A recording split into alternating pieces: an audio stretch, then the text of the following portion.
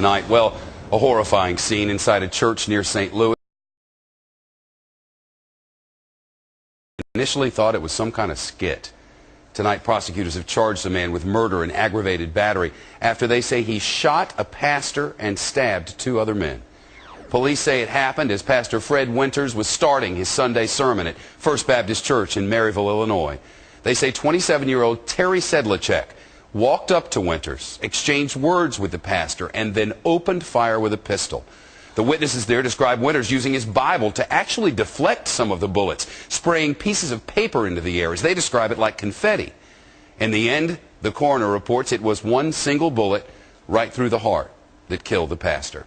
But tonight, as church leaders continue to mourn, they say they're also praying for the attacker. What this budget does is commit to bring those deficits.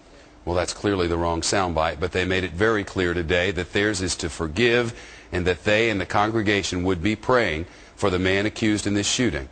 The church says it's important for followers to be resilient, saying this attack was, and I quote here, from the forces of hell.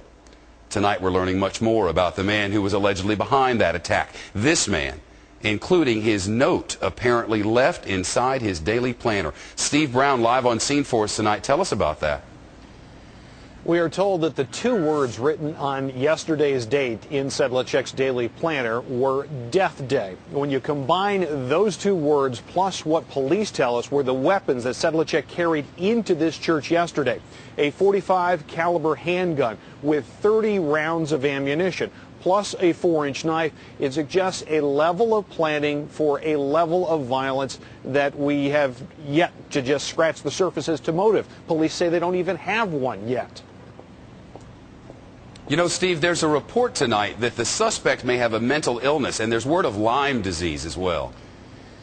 Yes, Lyme disease, generally speaking, usually exhibits itself in flu-like symptoms, but in severe cases can restrict blood flow to the brain. And already Sedlacek's attorney is using that as an explainer as to yesterday's actions, saying it may have contributed to recent bizarre behavior. But a Yale researcher who's been spending years taking a look at this disease doubts that that could be the cause of the level of violence we saw here yesterday. Steve Brown, live tonight. Steve, thanks.